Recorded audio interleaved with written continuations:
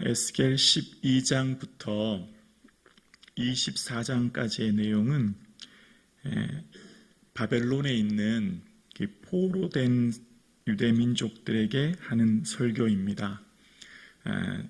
하나님께서 그 포로로 끌려온 이들에게 너희들이 남은 자다, 너희들에게 소망이 있다, 너희들이 주인공이다, 소망을 가져라, 다시 돌아오게 할 거야, 이제 그런 내용을 설교하는 내용이거든요.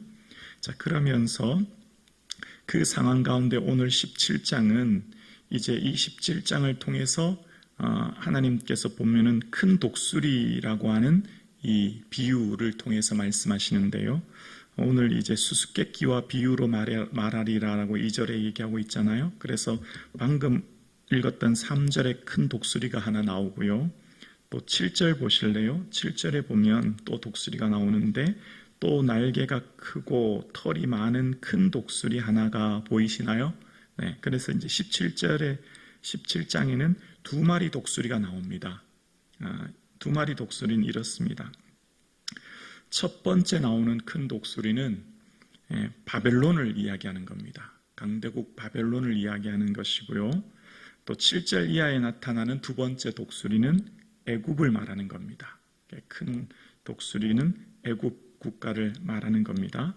자, 그러면서 이제 바벨론과 애굽이라고 하는 두 큰 독수리가 있고 거기에 3절에서 6절까지에 보면 이제 4절에 보면 연한 가지를 꺾어 장사하는 땅에 이르러 상인의 성읍에 두고라는 내용이 나옵니다. 연한 가지라고 하는 것은 이제 유대 민족, 특히 이제 마지막 요야긴 왕이 꺾여지고 그리고 난 후에 이제 새로운 시드기야 왕이 세워지는 상황. 그래서 이제 그들을 오늘 본문 5절에 보면 또 그 땅 종자를 꺾고 옥토에 심때라고 이야기합니다. 오히려 바벨론이 옥토라고 이야기합니다.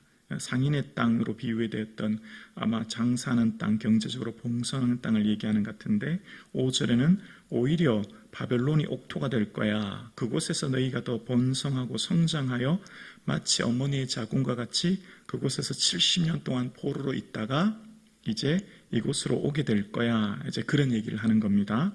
그리고 이제 그곳에서 있게 될 이스라엘 백성들에 대한 내용과 함께 또 7절에 보면 또 날개가 크고 털이 많은 큰 독수리 하나가 있는데 그 포도나무가 이 독수리에게 물을 받으려고 그 심어진 두둑에서 그를 향하여 뿌리가 벗고 가지가 펴졌도다라고 얘기하는데요.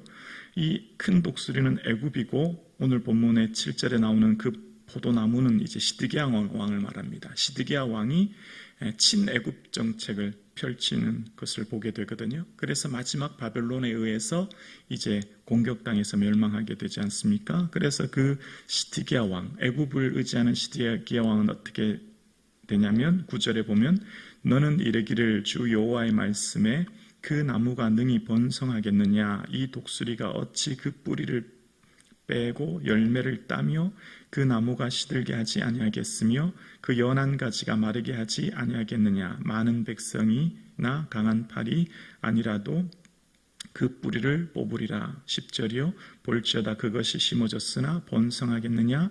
동풍이 부딪힐 때에 아주 마르지 아니하겠느냐. 그 자라던 두둑에서 마르리라 하셨다 하라. 자, 지금 이 얘기하고 있는 그 나무 9절부터 이제 나오기에는 그 나무 포도나무는 시드기야 왕을 말하는데요. 시드기야 왕이 애굽을 의지하고 그렇게 하는 것이 오히려 그들을 나무를 시들게 하고 마르게 하고 동풍으로 인해 이 팔레스틴 지역에 이스라엘의 지역에 살고 있는 이곳에는 지중해 해변에서 불어오는 서풍은 그들에게 습기를 머물고 와서 그들에게 생명과 삶을 주는 반면 식물을 더 풍성하게 살리는 반면 동풍에서 불어오는 것은 광야에서 불어오는 바람이거든요. 광야에서 불어오는 바람은 뜨거운 바람입니다. 그 바람이 불면 오히려 식물이 타고 마르는 바람이거든요. 그래서 그 동풍이 불러서 그들을 말랐다라고 하는 것은 이제 바벨론에 의해서 그들이 이제 멸망하게 될 것을 이야기하는 겁니다. 자, 그래서 오늘 이 17장 전반부는 하나님께서 비유를 말씀하셨고 이제 내일 읽은 11절부터는 그 비유에 대한 설명을 말씀하시는 게 이제 이 17장의 내용이에요. 자, 그래서 우리 한번 바벨론을 왜 가게 되었는가를 한번 다시 생각해 보려고 하는데요. 하나님은 계속 뭐라고 하시냐면, 야, 너희들 애굽 의지하지 마라. 바벨론에 가야 돼. 바벨론에서 70년이 있다가 돌아오게 될 거야. 거기서 집을 짓고 농작물을 거두고 그렇게 살다가 와야 돼. 이제 계속 그렇게 얘기하셨거든요. 그 왜 바벨론을 가게 하시는가라고 하는 건데요. 22장 18절에 보면, 에스겔 22장 18절에 이제 이런 말씀을 하세요. 인자야, 이스라엘 족속이 내게 찌꺼기가 되었나니 곧 풀무불 가운데 있는 노시나 주석이나 쇠나 나비며 은의 찌꺼기로다. 바벨론 백성들은 지금 현재 뭐가 되었어요? 찌꺼기 같은 존재가 되었습니다. 원래는 하나님을 섬기는 거룩한 백성이어야 되는데 이방 땅의 나라들의 우상을 섬김으로 그 존재 자체가 찌꺼기가 되었다는 거예요. 그래서 어떻게 하시냐면 20절에 보면, 22장 20절에 보면, 사람이 은이나 노시나 쇠나 나비나 주석이나 모아서 풀무불 속에 넣고 불을 불어 녹이는 것과 같이 내가 노여움과 분으로 너희를 모아 거기에 두고 녹이리라 라는 말씀하십니다.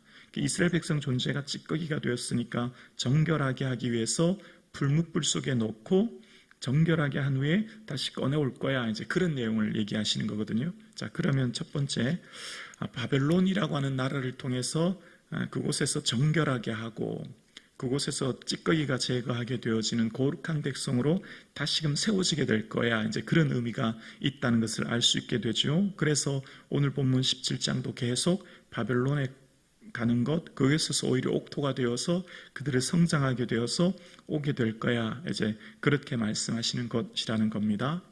자, 그러면서 일단 이 바벨론이라고 하는 나라 전체를 통해서 그들을 더 거룩하게 성화되게 한다라는 의미를 한번 생각해 보고요. 또 하나 좀 더 생각해 보려고 합니다.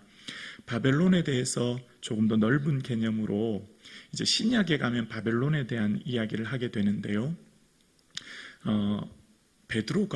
베드로전서 마지막 5장에 보면 바벨론에 있는 교회에게 무난한다라고 하면서 이야기합니다. 그러니까 베드로가 바벨론에 있는 교회라고 하는 그 바벨론은 로마를 말하는 것이거든요. 그러니까 베드로가 지금 그 당시에 있는 로마에 있는 교회들에게 대해서 이야기하고 있다는 것이죠. 그러면서 이 바벨론에 대한 내용을 신약에서도 요한계시록에도 보면 큰 성 바벨론이여라고 하면서 이제 그 바벨론을 이야기할 때 그 바로 로마를 향해서 지칭하게 되는 것을 봅니다. 그래서 그 바벨론이라고 하는 것은 신약에서 등장하는 바벨론은 이제 로마, 구약에 나타났던 이 바벨론 국가를 비유하면서 이야기하는 것이죠. 그러면서 이 신약 시대의 바벨론은 어쩌면 그들을 박해하는 곳, 예수 믿는 유다 민족을 박해하고 시련을 줘서 오히려 그들 가운데 있는 그 황제 숭배 사상으로 인하여 그들을 고통스럽게 하는 나라가 바벨론이거든요. 그런데 어떻습니까? 베드로는 바벨론에 있는 교회에 편지하고 바울은 바벨론이라고 할 수 있는 로마로 가서 복음을 전합니다. 바벨론은 죄악의 땅이고 그들을 박해하는 땅이고 그들을 고통스럽게 하는 땅이지만 믿음의 선배들 바울 같은 그런 하나님의 사도들은 오히려 그 로마의 중심부로 들어가 이탈리아 반도에 들어가 복음을 전하지 않습니까? 자, 그러면 그 박해하고 시련 주는 그들을 오히려 도피하고 피하고 저 멀리 망명가고 그들을 피하여서 살아가는 것이 아니라 오히려 그들을 박해하는 바벨론의 심장부를 향해 들어가서 복음을 전하는 게 사도들이었습니다. 그러면 오늘 우리의 삶 가운데서도 바벨론을 이렇게 한번 해석하면 어떨까 생각합니다. 우리가 살고 있는 이 시대가 바벨론이에요. 우리는 이 시대를 좀 피하고 싶어요. 마치 변화산에서 우리가 초막 셋을 짓때라고 베드로가 얘기하면서 우리가 여기 살았으면 좋겠다라고 얘기하지만 오히려 주님께서는 이곳이 살 곳이 아니라 말씀한 것처럼 여러분, 우리가 살아가는 이 시대가 어쩌면 바벨론 아니겠습니까? 우리를 고통스럽게 하고 우리를 힘들게 하는 우리의 삶의 자리. 그러나 우리는 또한 이 바벨론을 향해 나아갑니다. 바벨론을 향해 그 정면으로 바벨론을 마주하면서 대합니다. 어떻게 해요? 썩어져가고 깨어지고 부서질 이 세상, 그리고 우리를 박해하고 시련을 주는 이 세상, 이곳에 우리는 그리스도의 복음을 들고 나가 바벨론의 복음을 증거하고 이곳을 하나님 나라로 확장시키고 변화시키는 사명. 그러면 바벨론을 다시금 이렇게 생각할 수도 있는 거지요. 우리의 사명의 자리, 우리의 증인으로서의 삶을 드러내는 사명의 자리로 말입니다. 어쩌면 이스라엘 백성들에게는 구약의 역사는 두 가지 역사라고 표현할 수 있습니다. 출애굽, 애굽에서의 삶을 이끌어내는 이야기 하나. 그래서 애굽을 쇠풀무라고 얘기하거든요. 그 애굽에서 있었던 삶을 이끌어내는 이야기 하나, 후반부의 두 번째는 출바벨론, 바벨론에서 이끌어내는 이야기인데요. 근데 중심의 두 가지는 분명히 애굽과 바벨론에서 하는 역할이 있었다는 걸 알게 돼요.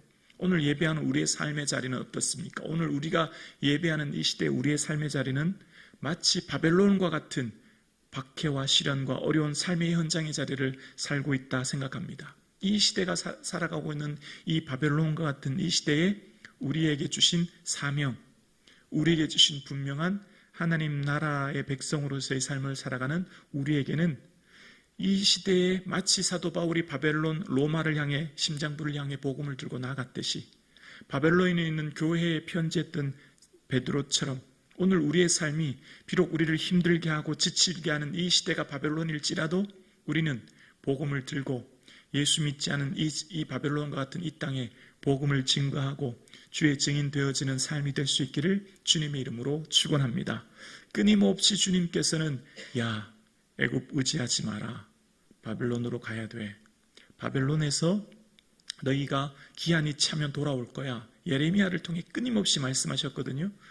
오늘 우리가 살아가는 이 시대에 어쩌면 피하고 싶고 외면하고 싶은 일들, 우리는 어쩌면 우리의 믿음으로 인해서 좀 더 편안한 삶, 좀 더 부유하고 행복한 인생을 살고 싶지만 오히려 우리의 믿음은 사명이 되어서 우리가 싫어하는 삶의 자리, 외면하고 싶은 그 삶의 자리로 나아가게 하지 않겠습니까? 사명이라고 하는 것, 어쩌면 우리의 삶 가운데 이 십자가라고 하는 것이 우리 각자의 삶의 자리에서 이것이 우리를 무겁게 하고 힘들게 하지만 이것을 통해서 우리의 삶의 자리를 하나님 나라로 변화시키고 주의 복음을 증거하는 자리로 우리를 보내시고 기한이 차면 우리가 이 땅에서 인생이 끝나면 우리가 이 땅에서 있을 그 사명의 순간이 다하는 그 바벨론의 삶이 70년이었다면 우리 각자 주어진 이 땅의 인생의 사명이 끝날 그때에 우리는 반드시 하나님 나라의 그 영광을 맞이하게 될 줄로 우리는 믿습니다. 오늘 예배하는 사랑하는 성도님, 이 땅이 끝이 아닙니다. 이곳이 전부가 아닙니다. 바벨론이 결코 끝이 아닙니다. 바벨론의 인생이 전부가 아닙니다. 끊임없이 주님께서는 에스겔을 통해서 바벨론이 마지막이 아니라고 말씀하십니다. 바벨론이 끝이 아니라고 말씀하십니다. 다시 돌아오고 귀환할 것을 말씀하시죠. 우리가 살아가는 이 세상 끝이 아닙니다. 이곳이 전부가 아닙니다. 우리에게 있을 그 하나님 나라 영광 바라보고 오늘을 살아가신 그 은혜가 있기를 주님의 이름으로 축원합니다.